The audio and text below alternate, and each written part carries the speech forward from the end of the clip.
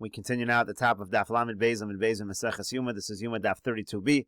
On the previous Amma, the Gemara had asked on the sheet of Rabbi Yehuda and the Brisa, how do you know it goes in both directions? How do you know you have to be Tovel, changing both from Big Day Lavan to Big Day Zav and from Big Day Zav to Big Day Lavan? And so the Gemara now answers, Tana Devei Rabbi Yishmael. It was taught in the yeshiva of Rabbi Yishmael, Kal V'chomer, it's a Kal V'chomer. Ma Big Day Zav, Shein Kohen Nichnas Behen Lefnai V'Lefnim. If when you're changing into Big Day Zav, and in those begodim, a Kohen does not enter the Lefnai V'Lefnim, does not enter the Kodesh Kodashim, Toh and Tvila, in such a situation, the Kohen Gadol requires immersion. So Big Day Lavan, if you're changing into Big Day Lavan, Shenichnas Behen Lefnai V'Lefnim, where the Kohen Gadol is entering the Kodesh Kodashim, Eino Din Shetoh and Tvila, most certainly it should require immersion. But the Gemara says, Ikal Mifrach, you can refute this Kal V'chomer.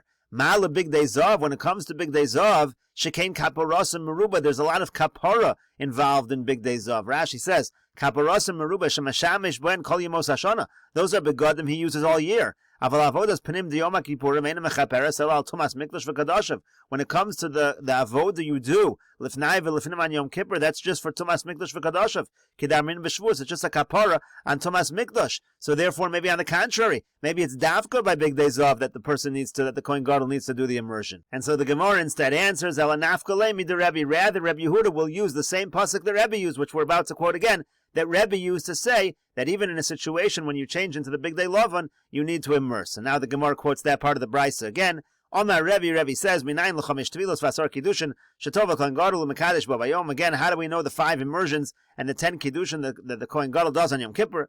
Talmud Lomer, the pasuk says, Ksones bad kodesh yilbosh. It says he wears the Ksones bad kodesh. Halamadata comes to teach us, shekala meshana me avoda le'avoda. When you change from one avoda to the other, sheto and tvila, you require tvila. And so again, now the Gemara asks the question in the reverse. Ashkechan mi Big Day Zav le Big Day Lavan. This pasuk is talking about when you change from Big Day Zav to Big Day Lavan, then the Kohen Gadol has to immerse. Mi Big Day Lavan le Big Day Zav minayin. How do you know the other direction? How do you know when you change from Big Day Lavan to Big Day Zav, then you also have to immerse? Tana Devei Rabbi Yishmael, so it's taught in the yeshiva of Rabbi Yishmael. Kal V'chomer, again, same type of answer. It's like Kal V'chomer. Ma Big Day Lavan, Shein Kaparas and Meruba, Tu'un and Tvila. Just like Big Day Lavan, where there's not a lot of kapara involved, as we just said, it's only for Tumas Mikdash v'Kadashav. That requires immersion. Big Day Zav, Shekaparas and Meruba, Din Shetun and Tvila. When it comes to the Big Day Zav, where there's a lot of kapara, certainly the Kohen Gadol needs to immerse. And the Gemara says, no, we can refute it. Ikol Mifrach, we can refute this Kal V'chomer. Mala Big Day Lavan, Shekain Nichnas Boen Lifnai V'Lifnim.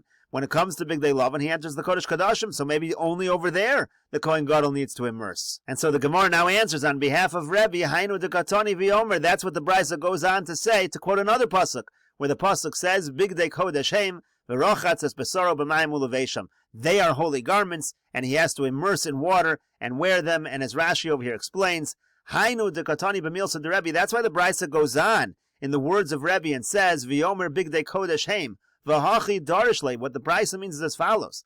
Tola hakasav tam hatvila. The pasuk is telling you the reason for the immersion, b'shvil shem Big Day Kodesh, is because they're Big Day Kodesh. L'lamedcha, that is meant to teach you, shekal chalifos Big Day Kodesh bo bayom. Anytime he switches garments, doesn't matter which direction, Tu'un and Tvila requires immersion, Big Day Zav gam him Kodesh. And Big Day Zav are holy, just like the Big Day Lavan are holy. And the Gemara continues, quoting the Brisa again, V'chomesh avodos hein, there are 5 different avodos which involve changing of the garments. Tamin shel shachar b'Big Day Zav, he does the carbon tamin in the morning in the golden garments. Avodas hayom b'Big Day Lavan, he does the avod in the Kodesh Kodashim in the white garments, the linen garments. Elo ve'el ha'am b'Big Day Zav, he does his carbon aisle and the carbon aisle of the people in the golden garments. Kaf u'machta b'Big Day Lavan, he does the avoda in the Kodesh Kodashim, removing the kaf and the machta in the Big Day Lavan. And finally, Tamin shel ben arboyim b'Big Day Zav, he does the carbon tamid of the afternoon, he does that in the Big Day Zav. And the Brisa continued, Uminayin shekol tvila utvila tzricha beis kiddushin. How do we know that every time the Kohen Gadol immerses, he needs to sanctify his hands and his feet 2 times? Talmud Lomar, because the pasuk says, Ufashat v'rachatz v'rachatz v'lavash. It puts the word v'rachatz right between upashat v'lavash, telling you again you need to do 2. You need to do when he takes off the garments, and he does it, and he needs to do it when he puts on the garments. Gemara though asks, Hai b'tviluksiv. When it says over here v'rachatz, it's not talking about washing the hands and feet. Isn't it talking about immersing? But we're learning out 2 kiddushin. We're learning out 2 times to wash the hands and the feet. Why does it use the word v'rachatz? So the Gemara explains, if we don't need it for tvila, then nafkalemi Big Day Kodesh Heim. We already learned out immersion from the pasuk where it says Big Day Kodesh Heim. So therefore it must be referring to something else. Taneyu in Kiddush. It must be, it's referring to washing the hands and the feet. So the Gemara says, V'lichtavei rachmana b'lashon Kiddush. So why doesn't the pasuk just say it in a language of Kiddush? Why are you using a word that's misleading? It comes to teach us something else. Hakamash Malana comes to teach us the tefillah kiddush, that immersion is similar to washing the hands and the feet. Ma kiddush b'makom kadosh, just like when they wash their hands and their feet, it has to be in a makom kadosh, in a holy place. Af tefillah b'makom kadosh. So too, when it comes to immersion, it has to be in a holy place. And so the Gemara continues, Rabbi Yehuda kiddush minole. Now, where does Rabbi Yehuda have the source that the Kohen Gadol on Yom Kippur needs to sanctify his hands and his feet? Now, Rashi over here explains the question. Rabbi Yehuda demifka leila haikra letfilas big day zav. Rabbi Yehuda had this pasuk as the source for the fact that the Kohen Gadol needs to immerse when he changes into the big day zav. Lo darish big day kodesh haim kiddush minale. So where's he going to learn this whole din of kiddush? What Rashi over here means is these psukim over here are the psukim Rabbi Yehuda uses for when you go into big day zav that the Kohen Gadol needs to immerse. Again, because it says uva Aaron el moed ufashat es big day habor asher lavash bevo el hakodesh v'nicham sham. Again, he takes off the white clothing. V'rochatz es besar b'mayim. He then immerses v'lavash begadav, and he puts on the golden clothing. That was the source Rabbi Yehuda had, that when you put on the golden clothing, you have to immerse. Now the problem is, this is the exact same psukim that we're also using to say you have to do kiddush yadayim v'raglayim according to Rebbe, because the whole idea is ufashat v'rochatz v'lavash. Takes off the garments, he bathes, and he puts on the new garments. Now according to Rebbe, as we said, according to Rebbe, we can understand this v'rochatz that it really means im eino inyan. If it's not talking about immersing, so it's really talking about kiddush yadayim v'raglayim. The idea is you have to do a kiddush for ufashat, and you have to do a kiddush for v'lavash. But according to Rabbi Yehuda, this v'rachatz means v'rachatz. It actually means immersing. The whole point is teaching us you have to do tevilah when you put on the big day zav. So now where's the source, according to Rabbi Yehuda, for kiddush yadayim v'raglayim? And so the Gemara answers on behalf of Rabbi Yehuda, nafka lei mid Rabbi Elazar Rabbi Shimon. Rabbi Yehuda will have the same source for kiddush yadayim v'raglayim that Rabbi Elazar Rabbi Shimon has. That's Rabbi Elazar Rabbi Shimon on the previous psalm, and he makes a kal v'chomer. He says if in a situation where you don't need to do tevilah, you need to do kiddush yadayim v'raglayim, meaning when you enter the azara, when a person is tar at the beginning of the avodah, doesn't really on a doraisa level need to do tevilah. That's just a derabanan. But still on a doraisa level, you need to do kiddush yadayim v'raglayim. So Rabbi Elazar Rabbi Shimon said it's a kal v'chomer. In a situation where you need to do an immersion, certainly you're going to need to do a kiddush yadayim v'raglayim. And the Gemara continues, Amar Rav Chisda says, Ha de Rebbe, this limud of Rebbe when it comes to kiddush yadayim v'raglayim, mifka mid Rabbi Meir or mifka mid Rabbanan. It's different than the way Rabbi Meir understands it, and it's also different than the way that the Rabbanan understand it. And Rashi over here explains.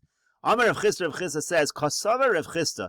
Rav Chisda is of the opinion that davka Amar Rebbe ufashat v'rochatz v'lavash. That Rebbe is being very bedafkan, saying first he takes off the clothing and then he does the kiddush yadayim v'raglayim. Then he does kiddush yadayim v'raglayim again and then puts on the new garments, meaning he's doing both washing of the hands and the feet when he's wearing no garments. Shnei kiddushin bein pshito levisha. He does 2 times washing his hands and his feet between undressing and putting on the new clothing. Echad lifnei tvila v'echad la'achareh. Again, he does one before he immerses, then he does one right after he immerses. Kodem levisha, and that's before he puts on the garments. And then Rav Chisda said that's different than Rabbi Meir. This is Rabbi Meir we had earlier. Mifka mid Rabbi Meir motzoas hi michlal devar shel Rabbi Meir. That's different than how Rabbi Meir says he should do the washing of the hands and the feet. Lo sfira like Rabbi Meir. He doesn't hold like Rabbi Meir. Tiavagav damrinan b'masnisin pashat v'kidesh yad v'raglav.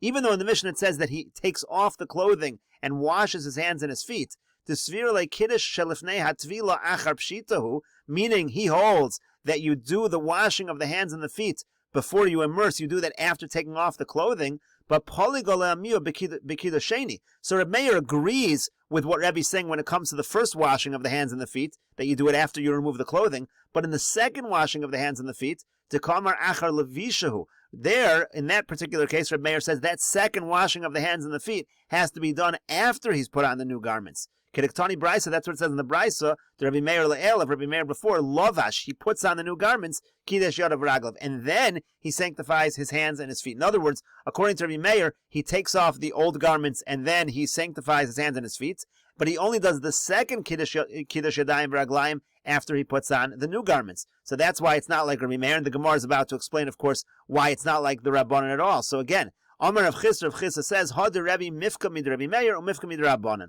What Rebbe said is not like Rabbi Meir, it's not like the Rabbanan. Now, Mifka Mid Rabbanan, it's not like the Rabbanan. The ilu rabbanan amri, because the rabbanan say kishehu lavush mekadesh. The rabbanan are simple. They say you always do kiddush yadayim v'raglayim while you're wearing the garments. So he'll do it while he's wearing the old garments, then he'll take off the old garments, and then after he puts on the new garments, he does another kiddush yadayim v'raglayim. V'yu amar kishu poshet mekadesh. And again, as Rav Chisda understands Rebbe, according to Rebbe, you always do the kiddush yadayim v'raglayim when you're not wearing any of the clothing. You take off the old, then you wash, and then before you put on the new, then you wash again. Umifka midar Rebbe Meir, and it's also not like Rebbe Meir, as Rashi already explained. The ilu Rebbe Meir Amar, because when it comes to Rebbe Meir, he says, Hach kiddush basra, the latter kiddush yadayim v'raglayim, kishu lavish mekadesh. At least that one you do it while you're wearing the clothing. V'iyu Amar kishu poshet mekadesh. And again, according to Rav Chisda, Rebbe says you're always doing kiddush yadayim v'raglayim when the Kohen Gadol is not wearing any clothing. And so the Gemara answers, Amar Rav Acha bar Yaakov. Rav Acha bar Yaakov says, Hakol modin b'kiddusheni shalovesh v'achar kach mekadesh. You understand Rebbe incorrectly, he says to Rav Chisda. Everybody agrees the second time the Kohen Gadol washes his hands and his feet, he's wearing the new garments already. Why is that clear? That's clear from the pasuk. My time, what's the reason? The Amar Kra, because the pasuk says, "O begishtom el hamizbeach." It says when they come close to the mizbeach, meaning mishe'eno mechusar elogisha. That means all that you need to do is to come close to the mizbeach. Yod says that to exclude this one, shemachusar levisha v'gisha. If he's washed his hands and his feet and he hasn't even put on the clothing, he doesn't need to just go to the mizbeach. He needs to get dressed and then go to the mizbeach. So clearly he's already dressed. He washes his hands and feet, and now he can immediately approach the mizbeach, meaning everyone agrees the second kiddush yadayim v'raglayim is when he's wearing clothing. That's not a question. Everybody agrees to that, meaning even Rebbe will agree to that. Rebbe will agree to Rebbe Meir. The whole machlokus between Rebbe Meir and the Rabbanan is that the first time that they do the kiddush yadayim v'raglayim, according to the Rabbanan, it's with the clothes on. According to Rebbe Meir, it's not with the clothes on. And Rebbe, indeed, in this particular situation, can agree with Rebbe Meir. And the Gemara says, Amar le Rav Acha brei de Rava le Rav Ashi. Rav Acha brei de Rava said to Rav Ashi, Lo Rav Chisda islay de Rav Acha, v'lo Rav Acha islay de Rav Chisda. He says, you should know, Rav Acha does not agree with Rav Chisda, and Rav Chisda doesn't agree with Rav Acha. And Rashi over here says, Lo Rav Chisda de Amar milsei de Rebbe davka boy shnei kiddushin beim pshita l'levisha. Rav Chisda again says you got to do 2 washings of the hands and the feet when the Kohen Gadol is not wearing any clothing in between. And Islay de Rav Acha, he doesn't hold of Rav Acha, Damar Kiddush Achar Levisha Bein, and he certainly does not agree with Rav Acha, that Rav Acha says you need to wash after he's wearing the new garments. V'lo Rav Acha, the boy Kiddush Samach Lavoda, and Rav Acha who requires a Kiddush Yadayim V'raglayim when he's already wearing the new clothing. Islay de Rav Chisda, he certainly does not agree with Rav Chisda that you're going to need to do it right before you put on those clothing also. The boy Rebbe Shnei Kiddushin Kishuarim, meaning that according to Rav Chisda, Rebbe requires 2 times Kiddush Yadayim V'raglayim when not wearing any clothing. Diem Kain dis lu bahadadi, because obviously, if they both agreed with each other, so then have a Rebbe Gimel Kiddushin. Then it's going to come out that Rebbe really holds you got to wash 3 times when you're changing the clothing. Bechol tvila beis kashuarim v'echad kashulavish. You'll have to do 2 washings when he has no clothing on, and then an additional one with a new one. So the point is, these are obviously mutually exclusive opinions within Rebbe. Again, one more time, according to Rav Chisda, Rebbe holds both times they do the Kiddush Yadayim V'raglayim, it's without the clothing on. And again, according to Rav Acha, no, that's not true. Basically, according to Rebbe, Rebbe agrees with Rebbe Meir. The first time it's without wearing the clothing. The second time it's when he is wearing the clothing. That's what the Gemara explains over here. Again, Amar le Rav Acha brei de Rav le Rav Ashi. Rav Acha brei de Rav said to Rav Ashi, Lo Rav Chisda islay de Rav Acha, v'lo Rav Acha islay de Rav Chisda. Rav Chisda doesn't agree with Rav Acha's understanding of Rebbe, and Rav Acha doesn't agree with Rav Chisda's understanding of Rebbe. Diem Kain, because if so, the Rebbe, according to Rebbe, have a chamesar kiddushin. It's going to come out. You'll have a total of 15 Kiddush Yadayim V'raglayim. Again, as we said before, you're going to have 3 Kiddush Yadayim V'raglayim every single time. There are 5 times that they change the garments. That's 3 times 5 is 15, and we know there's only 10 Kiddush Yadayim V'raglayim. And the Gemara continues at the 2 dots, quoting the Mishnah, Heviu lo es hatamid kartzu v'chulu. It said again, they bring the carbon tamid to the Kohen Gadol, and he does the shchita process. He begins the shchita process in the carbon tamid, but then it said that another Kohen finishes the shchita, so the Kohen Gadol can immediately do the Kabbalah Sadam. The Gemara says, my kartzu, what is this language of kartzu? We know it's referring to the shchita. What exactly does kartzu mean? Amar Ula says, Lishna de Katalahu, it's a language of killing. It's referring to shchita because it means to kill the animal. Amar Rav Nachman bar Yitzchak, Rav Nachman bar Yitzchak says, my crow, what pasuk indicates this? The pasuk says, Eglo Yefefia Mitzrayim Keretz Min Safon Ba Ba. It says that Mitzrayim is a nice calf, and then it says the Keretz comes from the north. So my mashma, what exactly is this pasuk saying? Kidemitargim Rav Yosef. It's like Rav Yosef translates the pasuk. Malko Yoai Have Mitzrayim. Means to say that Mitzrayim is a fair kingdom. It's a good kingdom, but Amamin Ketolin, but nations that are going to murder it, Mitzipuna Yesun Allah, they're going to come upon it from the north. That's the idea. Keretz mitzafon ba, from the north is going to come murderers. You see that the word keretz is a language of killing, is a language of murder. The Gemara says, Kartsu Bekama, how much does the Kohen Gadol cut when he shechs the animal? How much of the neck does he cut? Amar Ula says, Berov Shnaim, he does the majority of the two pipes, meaning again the food pipe and the windpipe. He's got to cut through one entire pipe and then the majority of the other. That's Rov Shnaim. V'chein Amar Rabbi Yochanan says the same thing. Berov Shnaim, it's got to be the majority of the two windpipes. And the Gemara continues, V'af Reish Lakish Savar Berov Shnaim. Reish Lakish also agrees that when the Kohen Gadol would shech the carbon tamid, he would shech the majority of the two organs of the windpipe and the food pipe. Diyam Reish Lakish, because Reish Lakish said, if we already have a principle that when you shech the majority of the organ, it's like you shechted the entire thing, so lama shaninu rov echad b'yof rov shnayim b'behema. Why is it necessary to teach us that it's enough to shech the majority of one pipe in an oaf and the majority of two pipes in an animal? We should already know that. We already know that the majority is considered like the whole thing, and we know that by an oaf you need to shech one pipe, and by a behema two pipes. So what's the purpose of saying that? So Reish Lakish explains, Lefisha Shaninu. The reason why we want to teach that is because we've also learned when it comes to the Kohen Gadol and Yom Kippur, the Mishnah says, Heviu lo es hatamid, kartsu merik achar shchita al yado, v'kibel es hadam v'zarku. It says again, the Kohen Gadol begins the shchita process, and then another Kohen finishes the shchita process. So Yachol lo merak ye pasul. So Reish Lakish says, I might have thought that you need that second Kohen to finish the shchita, and otherwise it's pasul. So the Gemara interrupts, and the Gemara says, Yachol lo merak ye pasul. Reish Lakish is saying, I might have thought that if the second Kohen doesn't finish, it's pasul. Imkain havalei avodah b'achar. What does Reish Lakish even mean? If that's the case, that means that a crucial part of the avodah of Yom Kippur is being done by someone who's not the Kohen Gadol.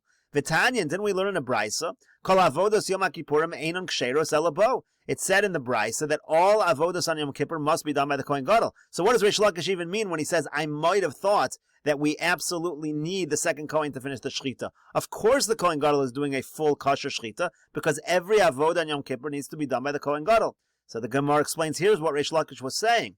Hachi Kamer, this is what Reish Lakish was saying. Yachol ye pasul midrabanan. I might have thought that the Rabbanan say it's pasul if the second Kohen doesn't finish the shchita, and we'll continue with this discussion in the next video on Daf Lamed Gimel Amud Aleph.